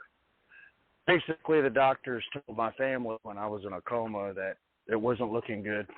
They didn't think what I was going to be able. They didn't have any expectations of where I was going to be, where I am now. Obviously, doctors still today I talk to on a regular basis, and they're, you know, I'm very blessed to have them in my corner to help me get to where I am.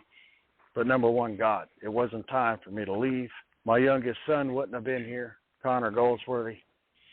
You know, he is now he's a mechanical engineer, which turned in, I've told you that story before, he turned into an engineer with a 4-year mechanical engineering degree before he turned 20.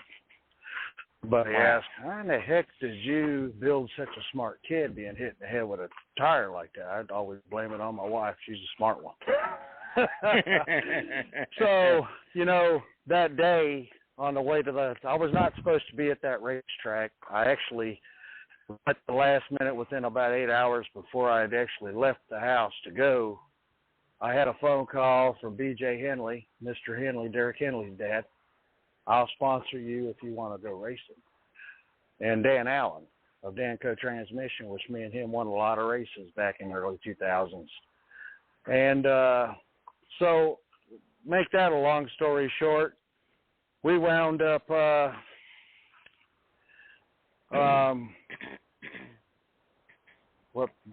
hold on for just a minute. I lost my train of thought just for a second. We wound up, B.J. Henley was sitting down as the helicopter was taking off in life flight.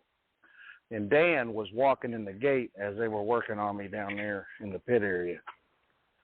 And also, don't ever divorce papers with you to the racetrack because you'll get hit in the head with a tire. I did have divorce papers. I don't know where they are. I still have the same wife. I knew it was a good idea to keep her because she didn't go nowhere. Yeah. And, and I go to church as much as I can, like every Sunday. And, I wear a cross around my chest that my grandfather, when he passed away on my birthday in 1991. He passed away on 1991, June 26th. On June 27th, I put this necklace around my neck, and I never took it off. It's a Mariner's Cross. And wow. When I was in the hospital, I was having a problem with scratching my chest, and the doctors couldn't figure out what it was. And they said, we got to run this test. They called in all the doctors. Oh, he's got an allergic reaction to this. And then about 4 hours goes, necklace out of her purse, puts it around my neck, and I stopped. Doctor said, wow, what does that necklace mean? He said, it belonged to his grandfather. He's never took it off since 1991. Wow. Put it back on, everything was fine. And that was, the start of me getting better. I had to go to Pensacola, 3 or 4 times a week for counseling and try to relearn everything. I had to go through elementary school again, middle school, high school, to try to relearn everything. I still know how to spell. So I got an excuse, but still, you got to watch out. I can't use it all the time. But for some reason, I stayed in racing. I went back to racing at Southern Raceway to let people know I was still alive. Did that in 2005. Matter of fact, Pam had Motor Graphics, a huge sticker package job for me. And it was pretty amazing. And, Bill Gamble, that actually is the announcer at Southern Raceway, worked for the Milton Gazette. May still do. And he did a huge article on the Southern Miracle Comes Back to Racing, and it really made a big statement. He owned the racetrack at the time, and they took care of all. Every driver had a $50,000 medical insurance policy as a member of Southern Raceway at that time. Well, I had that spent before I got to the hospital. Wow. But if you see me running in the pit area, you better watch out. Now I got a bike. But, it's just safety in the world of racing. That accident should have never happened. You don't ever put stock lug nuts on any kind of racing car at all, period. Amen. It's just, it should never happen, and unfortunately it does. But I worked with a lot of really great drivers in the country, and it's, here lately, I got the opportunity to work with Scott Lundquist. That was pretty impressive. He called me up. I thought somebody was playing a joke on me, so I hung up on him. So Devin Jones calls me and says, Cameron, did you just hang up on Scott Bloomquist? I said, no, I hung up on somebody that sounded like Scott Bloomquist or thought he was Scott Bloomquist. He says, no, Cameron, that was Scott Bloomquist. He said, you need to call him back. I said, no, you have him call me back. So we called and we talked. Wound up at the PRI show. I actually went over to a casino or a resort over in Biloxi, the Beau Rivage. And Devin has a penthouse over there. And so I walk in there, and of course I was working with Dalton Cook at Southern Raceway that night. And that Friday we had won Friday night, the race. And they're all asking me, are you going to go over and talk to Scott? And I said, well, I can't really give that answer right now because I don't know. Well, why not? You should know this. I said, well, that's taking on a big responsibility, and I got to just see how it's going to go. I'll know when I wake up in the morning if I'm going. So I woke up that morning at 5:30 with all kinds of energy. So I went down at the gym, did my cardio, and I said, wow, I guess I'm going to Biloxi to have a meeting with Scott Bloomquist. I went over, drove 2.5 hours over there, get to the Beau Rivage, and I'll have some pictures and stuff I'll put on my Facebook picture and all that stuff. We sat down and talked, and Scott, the funny story about this is I told myself I'd never work for this man. I had a small grudge. The day I got hit by that tire, I had an autograph, first time ever wearing Scott Bloomquist's shirt. Go figure, right? So I told Scott, I said, hey, man, I'll work for you, but, hey, I'm not going to wear one of your shirts. So this went on for a while. We didn't talk at all about the shirt until the PRI show, and I'll get to that in a minute. So we had talked about tires, and I showed him a little bit of small little taste of what I do to some stuff, and his eyes got really big. Well, before I got over the bridge, before I got over the bridge leaving Biloxi, Devin Jones had called me twice. He said, Cameron, you really opened his eyes. It's pretty impressive.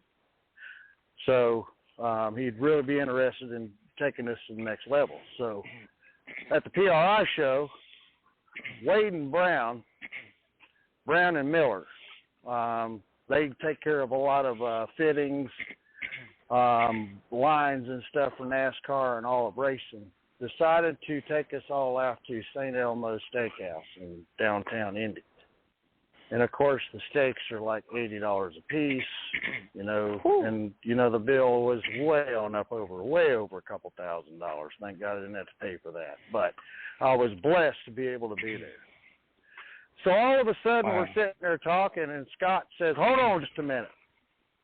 I said, what's up? He goes, he stood up out of his chair, and he looks down at me, and he says, you know what? I think that shirt that you wore that day might have saved your life. I looked up at him, and I stood up, and I said, man, we're going to win a lot of races. First time I ever worked with him at a racetrack, you know, me taking care of all the tires, was at Alltech. I worked with him a little bit deep south at the Hunt the Front series, but I actually did a lot of stuff at Alltech, and we wound up finishing second behind Joseph. And, you know, it was pretty special, you know, and he looked at me and he told me, he says, Cameron, even though we didn't have the right package on the car, which I didn't give you enough time, we finished second. I said, well, we'll have the next package ready next time. This is all a learning curve for me on how to operate with you, and obviously you're the godfather. I'm just in your world passing through. So he really gave me a good compliment, and that really meant a lot to me. And he's like really shocked that, you know, somebody got hit in the head with a tire is doing his tires at Alltech Speedway in 2024. It's pretty cool. So it, you know, I've got a lot of good relationships in racing, you know, and I really focus on safety a lot. This fuel arrestor that you guys are pursuing and pushing is something very special in the world of racing. A lot of people don't realize exactly how and what that product and how it can help save somebody's life. Yes. There's, you know, I'm sure there's little small things that you have to tinker and, you know, make it all work out. The biggest thing is, you know, maybe weight or whatever, but safety, it doesn't matter about all that. We can engineer anything around weight and safety. Yeah, because, you know, people tell me the number one thing I get, I'm going to be honest here, I'm going to speak my mind here. The number one thing I get, I have all these drivers tell me, and I'm not going to name no names because I ain't about causing drama, but I've had all these drivers tell me, well, if they'd make it mandatory, I'd buy it. I said, why should something be mandatory that would save your life have to be mandatory before you'd buy it? You know how stupid that sounds?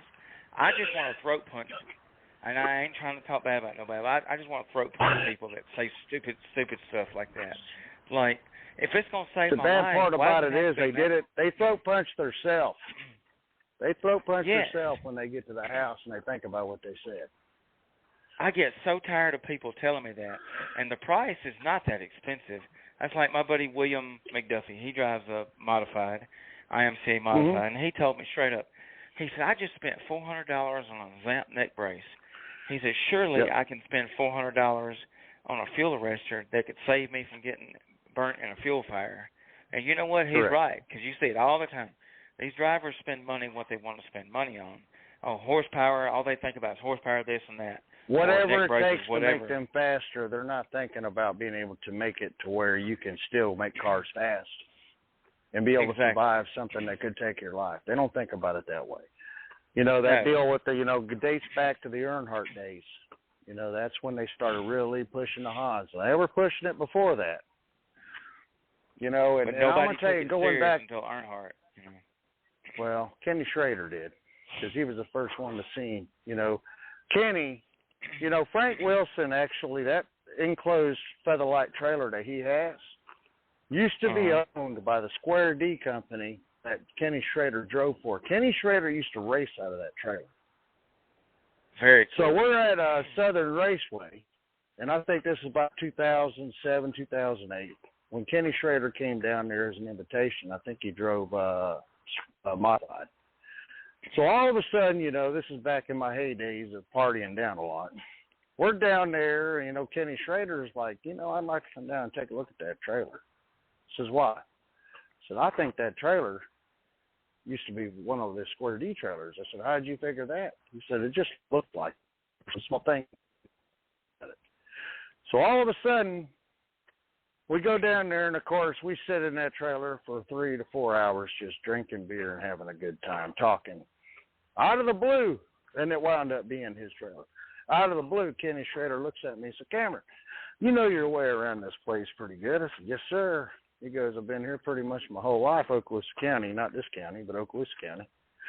And he goes, how do I get to Sandestin, Florida? And I looked at Kenny, and I looked at Kenny, how in the heck are you going to get to Sandestin, Florida? And he goes, I brought my motorcycle with me. This is 4 o'clock in the morning, let me tell you.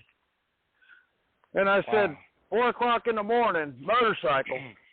Cameron, it'll be fine. I said, I already know it'll be fine. You're a safe rider. So next thing you know, I'm still, I'm trying to get motivated in the morning. He's already gone on the bike. And he comes rolling in there at about 5 o'clock. He gave me a thumbs up when I was getting out of the truck. And appreciate the directions. He went down 87, jumped on Highway 98, went all the way down to 331. Went up 331 after he went down 30A and all that stuff and came out of Inlet Beach, came back down Highway 98 to 331, went up 331 to the interstate, all the way down to the interstate to the racetrack. That's a long haul. Wow. And he went out there that night and won the race. That's pretty interesting, isn't it? So, wow. But Kenny Schrader had a lot to talk about. And, of course, I've worked with some good guys like Randall Chupp, and he is huge about safety. Matter of fact, when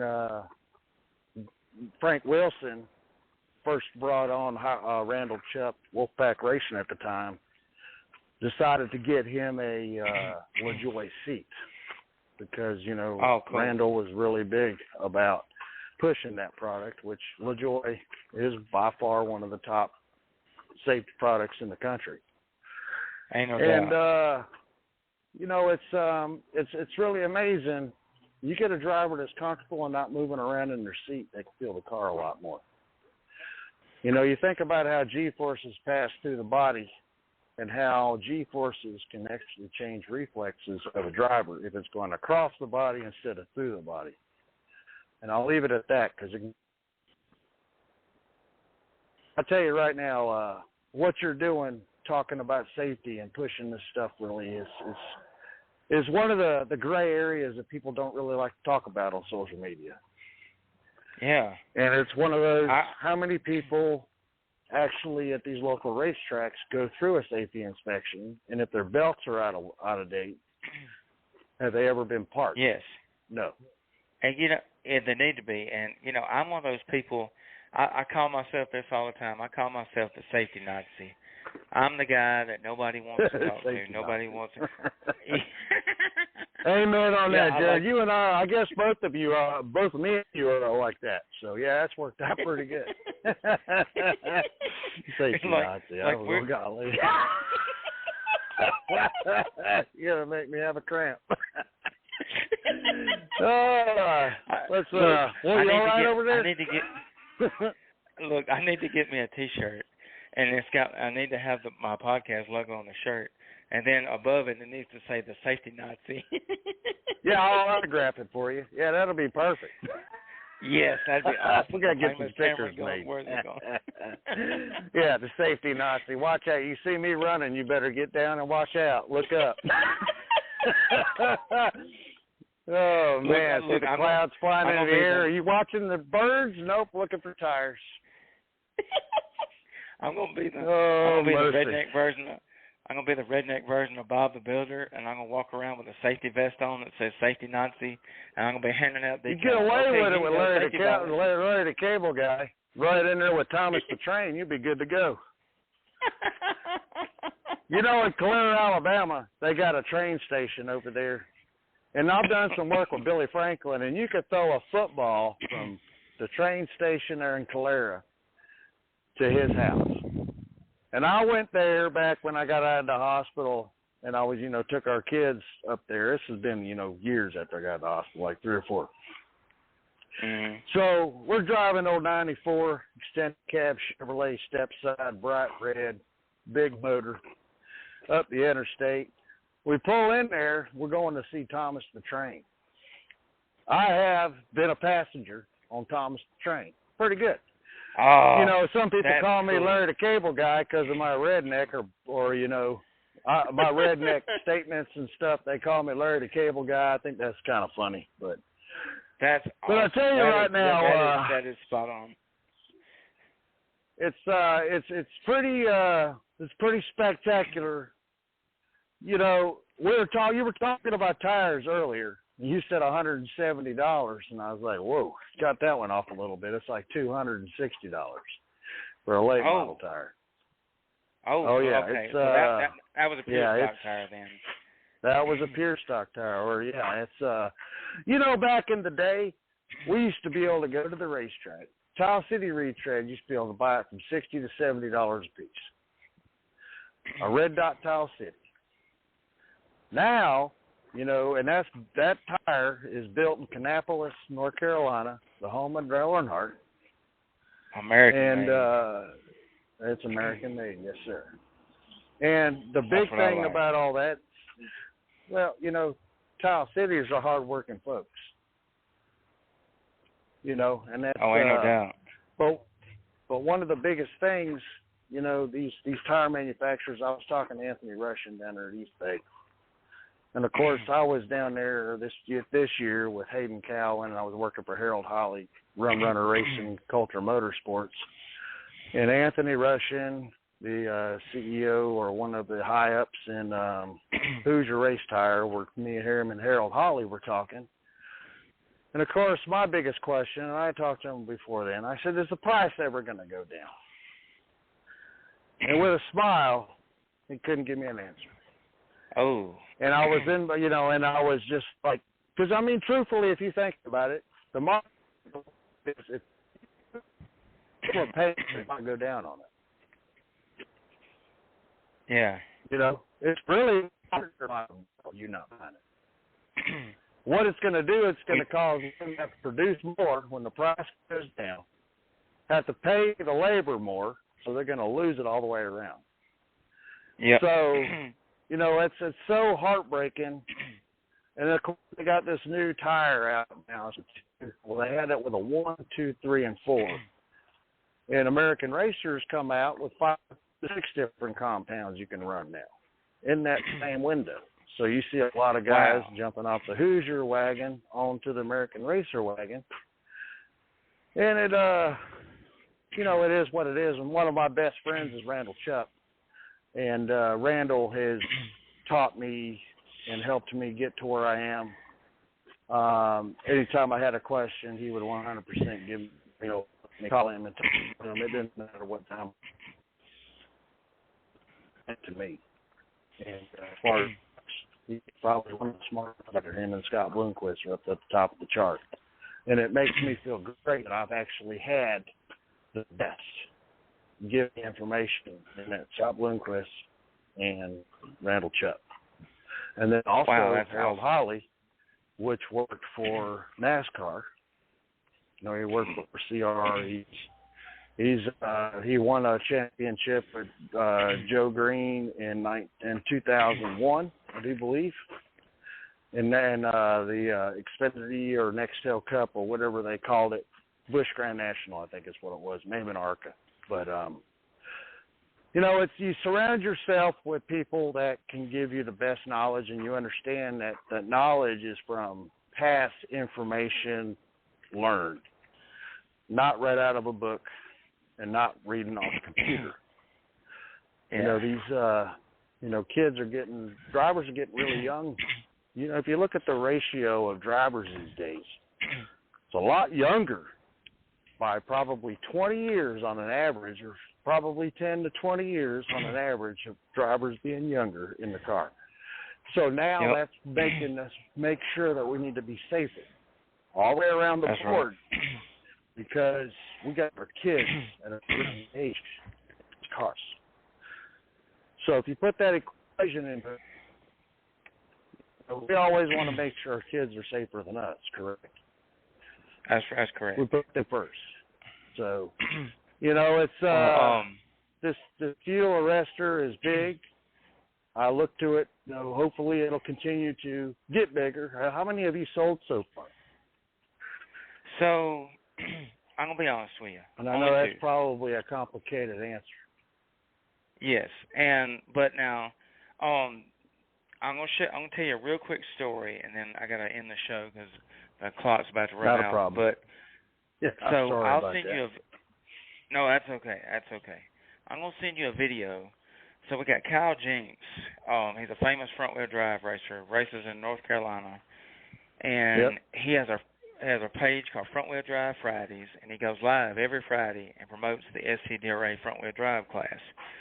Well, he got in a monster wreck last year at his home track, and Outside the Groove magazine did a story on it, and he was clipped, and you can see it from the dash cam on the race cars. And he counted, I think it was 18 rotations that his car barrel rolled down the racetrack. And he blacked out, didn't remember much, but he did remember counting 18 rotations. Well, he bought a fuel arrestor from us, and his car was destroyed, but he had the best of the best. And his hashtag is that he uses is Check Your Safety. And he promotes us all the time. He bought we made a deal where he promotes us, so he promotes us. And he's got him a new car now that he had then, but it wasn't ready. And so since his Nissan got destroyed, he put this fuel arrestor on his Acura he was building, and so now he's racing it for us on a weekly basis. Oh, that's awesome. So hopefully he and if he could get him a win, that would put our name on the map. And he's got us. Well, he doesn't need to really have the wins are one thing, but the biggest thing is it's in the. When you look at some of the wrecks with ethanol, alcohol, before they ever put the dyes in this field where you can see the fire. Yeah. That's back in the days when you could have put one of those in there. That's when it would have took off. The one thing you need to try to get tied into is some way, somehow, get it sanctioned into the sprint car world when they're 100% ethanol or ethanol. Yes. I would love to have a series sanctioning it. That'd be a huge blessing from God. I'm still praying, and I'm praying for Robbie, and y'all keep Robbie on your prayer list, everybody that prays, because he's needing back surgery, and he's been having to deal with that and some other things. So, but, it's not like he's been easy on himself. He's a hard-working soul. He's been busy his whole life. Once he has the back surgery, it's going to slow him down for a little bit, but hopefully he'll get back where. What exactly? We don't have to get into that. We'll talk about that at a later date. But. Yes. And look, I will thank give you him for my coming on the praise. show. Well, Hey, you're very welcome. And look, I really enjoy when you come on the show. Every Thursday, if anybody wants to, they can hit the play button and listen. And I encourage everybody to share this live. Thank you so much, Cameron. Thank you. You're a blessing from God. I mean, you're one of those people that I think the world of, and me and you forever now going to be known as the safety Nazis. Well, hey, I'm all game about that. Any kind of, just as long as it's the American-made safety Nazis, that's good to go. That's but right. Anyway, right. Long story short, I really appreciate it. You're doing a really fantastic job. Everything. You can see the love in what you have for what you do. Safety is the big thing. It's underlooked in racing. God bless you all, and thank you so much for letting me be a part of it. And all right. I will get on we'll here see again, you later. and later on, we'll talk later on. Thank you, buddy. I love thank you. you, Jared. Take care. Love you too, all buddy. Right. See you. Bye-bye. All right, cool. So that was Cameron Goldsworthy. All right, so now we're going to end the show with my song from ASAP Preach. The show is ending. We're like 4 minutes left in the show. So we're ending it with ASAP Preach's song, Heaven Bound. Listen to it. He wrote this for his mom and passed away. Let it out. Great message in this song. Don't hold it in, it's better out. Darkness looking like bad weather clouds. It can stop me cause I'm heaven bound. I feel better now. On the highway, Lord, I'm heaven bound. You stay with me in whichever route. They can block me, but I'm never out. All of me, all for you. With everything you made me right, that's something to die for. On the highway, doing heaven bound. On the highway, doing heaven bound. The world call me crazy. That's just how he made me. Been through all kind of stuff and been to different places. You get my heart fell low, and all my different from it. This world is trying to tell the truth. It got some problems on it. I just need some time. Help me work my problems out and reach the finish line. The world is trying to tell them I'ma go to hell, it's lies. I was held alive in the jail when the cell inside. Then they saved my life. Yeah, better now. On the highway, Lord, I'm heaven bound. You stay with me in whichever route. They can block me, but I'm never out. All of me, all for you. With everything you made me right, that's something to die for. On the highway, doing heaven bound. On the highway, doing heaven bound. You got my life laced up in the music with the bass on. All my life living for the world I had to pay off. I was down but not out, I was so faded. I did not count me out, he said they're so patient. At my door, it was so close. So many problems up with my mom, didn't think I would see her go. It hurts to see her grow, but it bursts in me new growth. I can never die, believe without my soul I'm not alone. I feel better now. On the highway, Lord, I'm heaven bound. You stay with me in whichever route. They can block me, but I'm never out. All of me, all for you. With everything you made me right, there's something to die for. On the highway, doing heaven now. On the highway, doing heaven now. Let it out. Better out. Darkness looking like bad weather clouds. It can't stop me cause I'm heaven bound.